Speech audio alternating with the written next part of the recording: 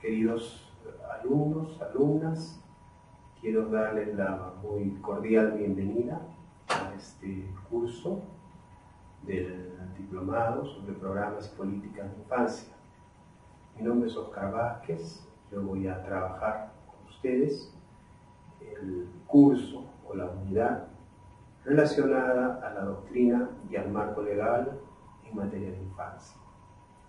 Este video lo que intenta es hacer una presentación general en lo que va a consistir este curso. Quiero comentarles que el curso que ustedes van a llevar conmigo es un curso que lo hemos dividido en 4 unidades. La primera unidad está relacionada al tema de la infancia como sujeto social. La segunda unidad está relacionada al tema de niños como sujetos de derechos. La tercera unidad está relacionada a la justicia juvenil restaurativa y la última unidad está referida al tema de la violencia contra los niños. Es decir, que la primera parte del curso de estas 2 primeras unidades vamos a llamar un marco teórico sobre el tema de infancia y niñez. Y la segunda parte ya es una dimensión más aplicativa sobre temas, problemas que están muy relacionados a la infancia, ¿no? Por un lado, en la justicia juvenil restaurativa vamos a abordar todo este tema de los niños como actores o agentes, ¿no es cierto?, de la infracción a la ley penal. Y es decir, niños adolescentes que ejercen, entre comillas, violencia. Y la última unidad es en relación a niños víctimas de violencia. Esa es un poco la estructura del curso. La primera unidad está relacionada al tema de infancia como sujeto social. Aquí es importante hacer una distinción, ¿no es cierto?, entre niñez e infancia, ¿no? Es importante tener en cuenta que la infancia es un concepto relativamente nuevo, porque la infancia como tal no ha sido, en todo caso, materia y objeto de estudio, de análisis, sino recientemente, ¿no? Es en el siglo pasado que hay una preocupación de un interés por la infancia. La infancia se ha caracterizado por ser un concepto, por ser un grupo generalmente excluido de la sociedad, ¿no? Entonces, hoy en día podemos se ha escrito mucho sobre el tema de infancia y para el curso creo que es importante distinguir entre infancia y niñez. Vamos a llamar infancia al conjunto de personas que están comprendidas entre los 0 y 18 años de edad, en general, ¿no? Que está comprendido y que corresponde a un sector social que incluye a todas las personas, a todo el conjunto de personas que conforman esta edad. Esto es importante porque la infancia tiene una perspectiva más bien de pensar a estas personas en un sentido más, vamos a llamar así, sociológico, social, la infancia. No nos estamos refiriendo al niño, a la persona, al sujeto, sino al conjunto de personas, al conjunto de sujetos, ¿no? Es una categoría social que ayuda a entender a un conjunto de personas que integran este conjunto, esta cohorte de personas en una determinada sociedad, infancia. Y niñez, estamos más bien refiriéndonos, ¿no es cierto?, a los niños, a las personas individuales que forman parte de la infancia, pero que experimentan en sí mismos procesos de desarrollo personal, de crecimiento, de madurez. Ellos son niños o niñez, la niñez, estamos refiriéndonos a este concepto. Yo creo que es importante hacer esta distinción entre los niños y la infancia. En ese sentido es que proponemos, por un lado, trabajar a la infancia como un sujeto social y al niño como un sujeto de derechos humanos, como un sujeto de derechos. Y eso creo que es importante. ¿Y por qué es importante? Porque pensamos que hay que pensar en estas dos dimensiones cuando abordamos el tema del curso. Porque son dos planos distintos, que tienen dos connotaciones diferentes, que tienen dos perspectivas diferentes y consecuencias políticas diferentes. Entonces, para hablar de la infancia como este grupo social, la infancia, entonces, es antes entender que la infancia es una parte estructural, es una parte estructural de la sociedad. Es decir, la sociedad, si uno mira toda sociedad, puede encontrar infancia, adultez y vejez. Y esto es permanente, es decir, toda sociedad tiene esta estructura, la antigua, la presente y la futura. Siempre va a haber infancia, siempre va a haber adultez, siempre va a haber vejez. Es una manera de entender que efectivamente la infancia, la adultez y la madurez están relacionados entre ellos. Y hay una relación y es una perspectiva para mirar el conjunto de la sociedad, ¿no? Efectivamente la infancia puede haber cambiado, puede haber variado a través de la historia, y de hecho ha sido así. Sin embargo, siempre ha habido una infancia con unas características propias y una adultez y una vejez. Esta perspectiva estructural nos permite pensar la sociedad, que en la sociedad estas partes o estas estructuras de la sociedad son permanentes y están en igualdad de condiciones. Y además juegan papeles y funciones, roles importantes para la propia sociedad, ¿no? Entonces, y eso nos permite replantear las relaciones intergeneracionales, ¿no? Y eso nos permite pensar qué importancia tiene la infancia para toda la sociedad. ¿Por qué es importante la infancia para la sociedad actual? En esta sociedad globalizada, de cambio, ¿qué es importante? Porque toda inversión pública que se haga en esta porción de la población, que es la infancia, va a tener repercusiones en nuestra sociedad futura. Por eso siempre es importante, en la perspectiva de la infancia, mirar a la infancia como una estructura. Sin embargo, también es importante, y esa es la otra perspectiva, de entender no solamente la infancia como una estructura social, sino también como un sujeto social.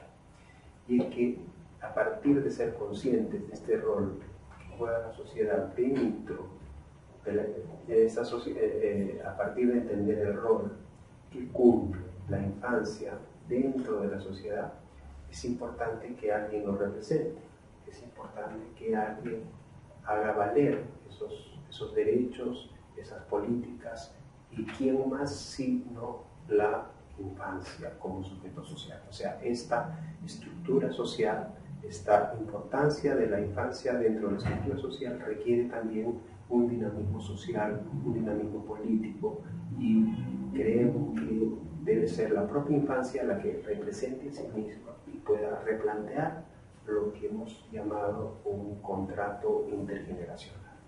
Esa es un poco la perspectiva.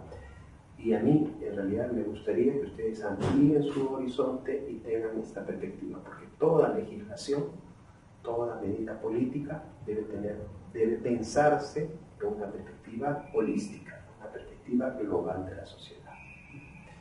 Y saber que lo que yo haga con los niños o con la infancia va a tener una repercusión futura en toda la sociedad, que puede ser muy beneficiosa y que todos van a ganar. Y por eso, hoy en día, quizás la idea es descubrir cuál es ese rol importante que la infancia juega para el conjunto de la sociedad. La segunda unidad, que es la unidad sobre los niños como sujetos de derechos, es está referida y está relacionada a entender efectivamente a personas, que son los niños, como personas con derechos. Esa es un poco la perspectiva. Es importante tener en cuenta que esto no ha sido siempre así. Incluso en la historia de la humanidad, eso tampoco ha sido así para todas las personas. Entonces, lo que intentamos en esta unidad es encontrar una relación entre los derechos del niño, que son derechos reconocidos en el siglo pasado, con una larga historia de reconocimiento de los derechos humanos. O sea, los derechos del niño son parte del proceso de reconocimiento de los derechos humanos. Y efectivamente los derechos humanos pues surgen en la época moderna, vamos a llamarlo así, no solamente desde una conciencia permanente del valor de la persona, de la dignidad de la persona, y es a partir de la concepción de que la persona es digna, de que tiene derechos, es que aparecen una serie de aspectos en la historia que ayudan a entender y comprender la importancia de los derechos humanos. Hay una serie de instrumentos jurídicos que van apareciendo en la historia, que van poniendo una especie de límite al poder del Estado, ¿no? Una defensa de los derechos del individuo, por ejemplo, la Carta Magna de 1215, la Petición de Derechos de 1628, el Acta de Habeas Corpus de 1679, los Bill of Rights de 1689, las declaraciones de independencia de Estados Unidos y de Francia, son, vamos a llamar, aspectos, elementos que se han ido conformando, ¿no es cierto?, para presentar que las personas valen y que el Estado tiene un límite. Y el límite del Estado es precisamente los derechos del individuo. Entonces, un poco, vamos a llamarlos antecedentes. Pero los derechos humanos pues tienen un fundamento, vamos a llamar filosófico, centrado en la dignidad de la persona, en la libertad, en la igualdad como elementos estructurantes de los derechos de las personas, ¿no? La dignidad, la libertad y la igualdad. También hay un fundamento ético de los derechos humanos. Al ser reconocido la Declaración Universal de los Derechos Humanos, es que ya el conjunto de la humanidad reconoce que las personas son valiosas, que tienen derechos y que los estados tienen límites para respetar estos derechos. Es decir, que los derechos humanos se han convertido en una ética universal, un respeto por ellos. Y una legitimidad también a nivel político, porque la democracia como tal la entendemos hoy en día. Todos los conceptos relacionados a la democracia tienen fundamentos en los derechos humanos, ¿no? El Estado moderno, la democracia moderna, tiene fundamento en los derechos humanos. Esta perspectiva del Estado, de la democracia, está relacionada con la teoría del contrato social, ¿no? Y el contrato social, sobre todo planteado por John Locke, plantea que las personas entramos en sociedad, hacemos un contrato social para que estos derechos que tenemos como personas anteriores al Estado en sociedad puedan ser respetados. Y entonces el límite del Estado, o sea, nos unimos, el Estado está en función del individuo. Esa es un poco la teoría política del contrato social, la democracia representativa, el Estado de Derecho. Los derechos humanos son valiosos, importantes para la teoría y la filosofía política de nuestro tiempo. Y estos derechos humanos efectivamente han tenido una evolución, un desarrollo. Se habla de generaciones de derechos, la primera generación, la segunda generación, la tercera generación de derechos, ¿no? La primera generación está referida a los derechos civiles y políticos, la segunda está relacionada con los derechos económicos, sociales y culturales, y el tercero, derechos más generales de individuos, reconocimiento más específico, ¿no? De la mujer, de los niños, etc., ¿no? Son evolución en la concepción de los derechos humanos, ¿no? ha habido también un proceso de reconocimiento que ha pasado, en primer lugar, de formalización, vamos a llamar, derechos humanos en tres momentos o tres etapas de la historia, ¿no? Por un lado, los derechos reconocidos a través de las declaraciones, estos actos de declaración, luego los estados los han formulado en sus constituciones y luego a nivel internacional hemos recibido convenios y tratados de derechos humanos. Y se han reconocido como tres principios fundamentales de estos derechos humanos, que son integrales o están interrelacionados, son indivisibles y son interdependientes, ¿no? Conforman un conjunto integral, articulado. Y finalmente, hoy en día, los derechos humanos pues conforman un sistema de protección. Se habla de un sistema de protección universal y sistemas de protección regionales. Los sistemas de protección universal están relacionados sobre todo con el Pacto Internacional de Derechos Humanos, el protocolo facultativo, que han generado pues, un conjunto de reconocimiento y obligación de parte de los estados de poder respetar estos derechos, ¿no? Y se han generado instancias como Comisión de Derechos Humanos, Grupo de Trabajo de Derechos Humanos, el Comité de Derechos Humanos, un relator especializado, relatores especializados, ¿no? La Declaración Universal, Pacto de Derechos Humanos, protocolo facultativo, los derechos civiles y políticos conforman todo un conjunto, ¿no es cierto?, de derechos y de instituciones orientadas a proteger.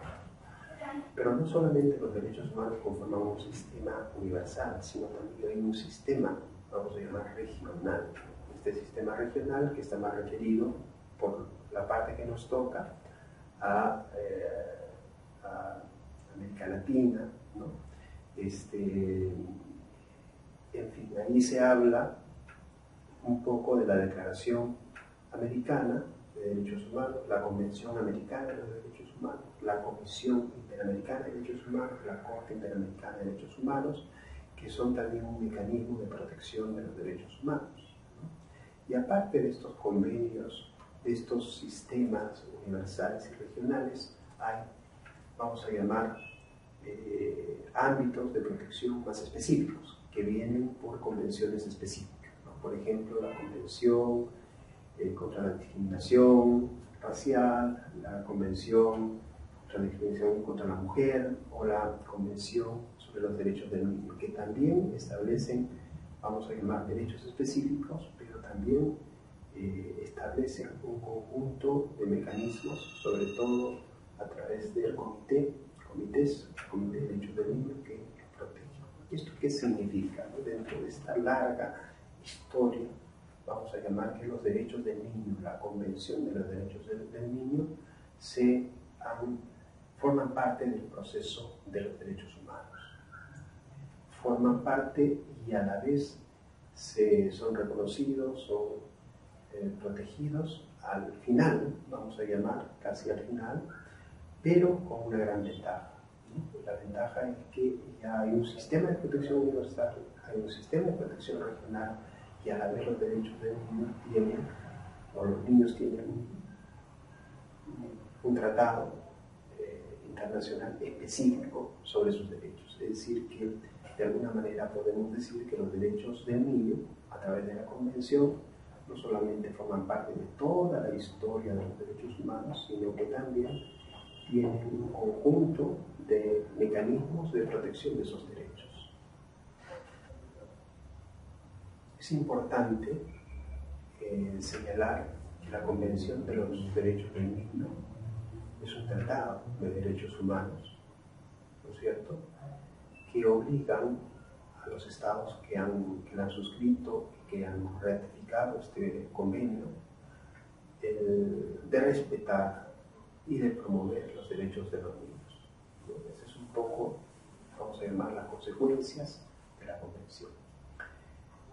Y la Convención de los Derechos del Niño se podría decir que ha sido la Convención o el Tratado de Derechos Humanos más ratificado por los estados y ratificado en menos tiempo posible. Eso que implica que efectivamente a nivel internacional hay una suerte de consenso sobre los derechos del niño. O sea, la mayoría de los estados reconoce que los niños tienen derecho y reconoce que los estados tienen obligaciones para respetar estos derechos de los niños. Ahora, hay algo,